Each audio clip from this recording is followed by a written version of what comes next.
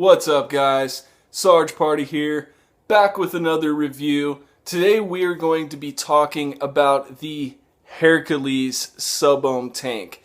Out of all the sub-ohm tanks out there right now, and I've tried most of them, this is one of my favorites. Aspire kind of paved the way with the Atlantis. It was quickly followed by the sub tank. Then you had the Herakles and the Arctic and the Matrix and all of those. So this is kind of like within that first wave, and this is one of the models that had the ability to kind of handle the higher wattages. I wanted to get this review done before we have a bunch of version 2s coming out and new models. 2015 is like the year of the sub-ohm tanks. They're just going to be completely saturated, and now that the buzz has somewhat subsided, not really, but somewhat, I kind of wanted to go ahead and get a review in on what I consider to be one of my favorites. So let's go ahead and talk about it for a minute. We're going to take a look at it up close, and then we'll pop back up and kind of discuss where you can get it, prices, my final thoughts, and everything like that.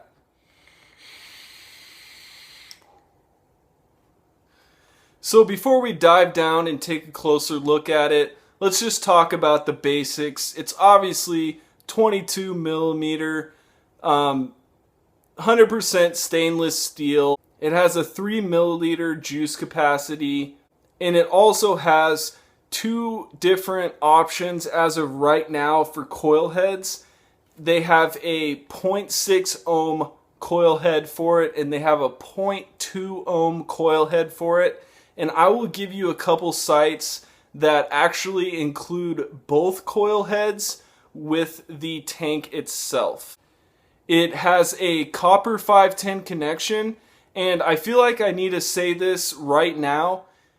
The 510 connection on the tank itself does not protrude very much at all.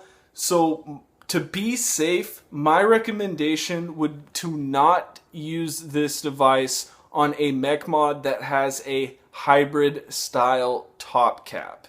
And if you don't know what I mean, I'll post a few links within the description that shows you an example of a mech that has a hybrid style top cap. If you don't know whether or not your mech mod does, I suggest you look that up before using this tank on that device. Alright guys, so with that being said, let's go ahead and dive down, take a closer look at it, and then we'll pop back up and talk about it a little bit more.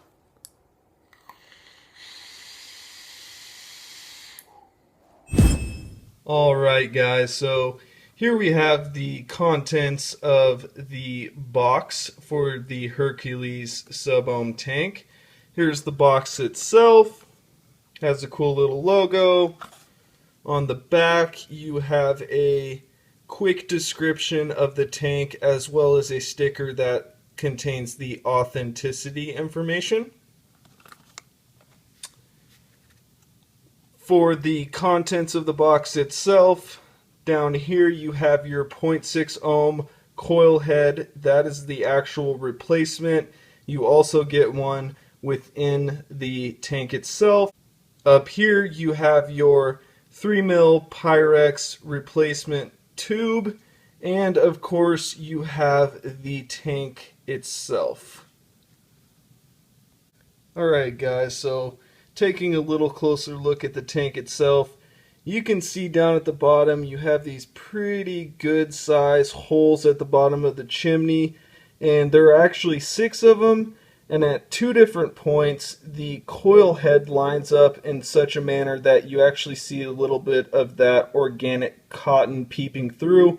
But do keep in mind that all of the holes will wick and they will come through at the spots where you don't see cotton. Right here in the top of the tank itself you have your Herakles Sense logo, as well as a kind of tiger, maybe a mountain lion logo in the mid part of the chimney. At the bottom of the tank where you see these heat sink fins, this is where your adjustable airflow is adjusted. And basically you just turn these, and right there you see that's the most closed off, that's the most open, less open, less open, and then you're back to the small, most closed off. I've been running this tank at the most open. It's pretty airy, nice and swooshy, but not too much. Up here you have your wide-ish bore drip tip with the Delrin type adapter. Fits nice and snug. At the bottom you have your copper 510 pin. Let's take this thing apart and look at it a little bit more. Alright guys, so this is the bottom of the tank itself, and I just kind of wanted to show you, this is a brand new coil that I just put in here. I had been running the other coil for about a month, and it had done fairly well, but it was basically time to replace it, and you could just tell by the lack of flavor and the lack of clouds. So that is your coil, and basically comes right out just by screwing it out. And that is what the coil heads look like. On the coil heads itself, it says 50 to 75 watts. Over here it says 0.6 ohms. Just screws right back in there. And to reassemble it, this simply screws right back in like so. So I'm going to go ahead and prime this coil head. I'm just going to put a few drops of juice at the top of it, let it sit for about 10 to 15 minutes, then fill the rest of this tank up with juice, which, by the way, obviously you just pour it right down the side, nice and easy. And then I'm going to put it all back together, and let's give it a vape and talk about it some more. Alright guys, so that's the Herakles sub-ohm tank, and I want to go on the record and say if I've mispronounced the name, I apologize. I have heard this pronounced so many different ways. Herakles, Herakles, I mean, you name it, I've heard it. I've also heard sense pronounced as sensei. So if I have it wrong, guys, I apologize. And to the creators of this device, I am sorry. I mean no disrespect if I've said it wrong. I just choose to call it the Herakles by sense. So with that being said, I love this device. This is one of my favorite sub-ohm tanks, as I mentioned before, and I did get a chance to go to my local vape shop and try quite a few before I went home and actually ordered one that I felt like would meet my needs the most, and I came up with the Herakles. I love the flavor, I love the vapor production, I love the fact that you can run it at high watts and it can handle it. I've had no issues with gurgling, I've had no issues of getting any spit back through the drip tip, nothing. Not to mention that I think it's one of the best looking tanks in itself when it sits on your mod. And that's another thing, it sat flush on every single mod that I put it on. It looks good, it has a nice weight to it. It's just a great tank, and I feel like it also is a good tank for beginners because it's very simple. I will say a few cons here. One is the packaging. I wish there was some safety information or some more instructions with it.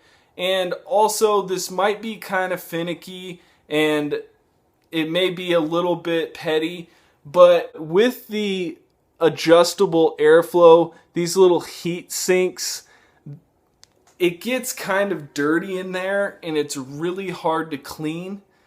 And so that would probably be a con, but it's really not that big a deal. So I don't want to focus too much on that. Other than that, there's no real big design flaws that I see. I feel like it's machined very well. I feel like it was really clean when I got it. Haven't had any issues with it. The coil heads last for a long time. I mean, I used the previous coil head I had in there. I used it for at least a month every day and had no issues with it. It really didn't even need to be replaced. I just thought I would go ahead and replace it just to kind of get a better flavor back. Of course, you kind of lose some of that good flavor after you've had the coil head in there for a while. So the manufacturer suggests that you run the 0.6 ohm coil heads between 30 and 75 watts and the 0.2 ohm coil heads between 50 and 100 watts. Now personally, I don't have the 0.2 ohm coil heads at this time. I'm waiting on an order to be shipped, but I do have the 0.6 ohm coil heads, and I've had no problems running them even higher than 75 watts. So obviously you can push these things very, very hard, and I'll tell you another thing, I've never had a dry hit, never experienced any kind of dryness. I think that's due to the large wicking holes at the bottom of the chimney, but I just thought I'd mention where they recommend that you stay. But again, it's all about trying it out, seeing how far you can push it without going too far. I don't recommend that you push it too much past 75 watts, but obviously if you have the 0.2 ohm coil heads, you can go all the way to 100. Like I said, it's just a really solid tank for a really solid price. I've seen this tank priced anywhere between $28.99 and $35.99. So it usually goes for about $30. I will definitely put a few links in the description. And like I mentioned before, I've seen on a couple sites now where you get a stock 0.6 ohm coil head with it, and they include a 0.2 ohm replacement coil head with it.